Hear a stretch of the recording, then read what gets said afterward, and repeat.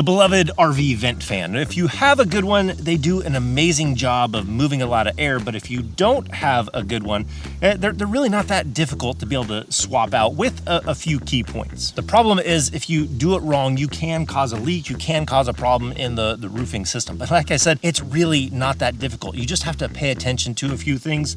And so let's back this up because I have some tips and some secrets to installing a vent fan to make it easy and have it be a good job. You can save some money in the process too. So let's take a look at that. Let's get this installed the right way. To start off, there's a lot of good fans that are out there. I'm going to walk you through the install on this one because this one is my favorite. I don't know if you remember the video we did in the past where we compared a lot of these fans together.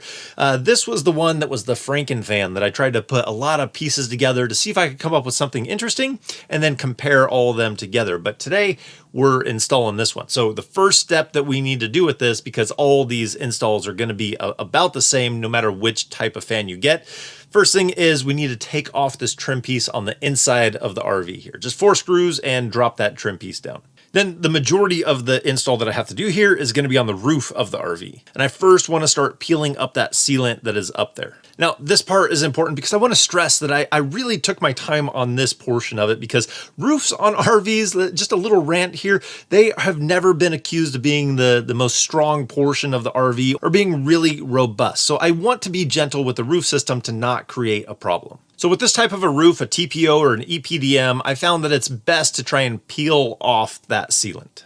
It's tempting to want to scrape it, but I found it's better and cleaner to peel it and roll it right off. A tip I have for you here is if you hold the TPO roof down and you peel, it helps to not delaminate the roof. Another little tip or a secret to go along with this is warmth makes this easier. So if it's cold outside, using something like a hairdryer, you just don't want to overdo it with heat, but warming up that sealant allows you to peel it right off. The other tip that I have for you, this one's a super good secret, is use your son to do something like this. So I pretended like I needed to film a portion of this, so he actually peeled up some of the sealant here too. So nice little trick if you can do that. So now with that sealant up, we can pull the screws so we can get ready to remove the vent fan. And again, it's tempting to pry or pull this right off, but you'll pull the TPO off of the plywood and we don't want to do that. Don't pull the roofing up and make a big air bubble. That's a big mistake. This is the key to the longevity of the roof in this area. This is where I want to scrape the metal from the bottom of the vent to break the seal off of the vent. I found it was helpful to work from inside and outside. So kind of working on both sides of that seal to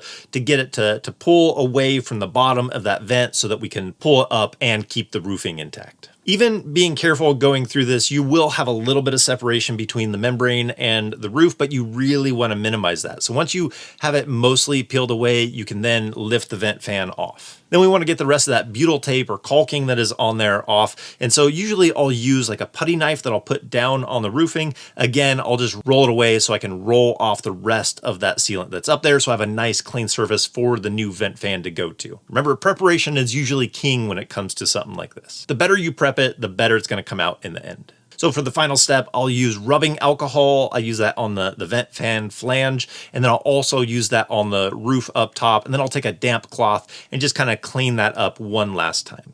So now with this one, we have 2 options to be able to seal this up. We can use butyl tape that we can put on the outside of that flange. Butyl tape's a very strong sealant to be able to use up there. Or this one says that we can also use caulking. So since we have a TPO roof, we're going to use alpha sealants.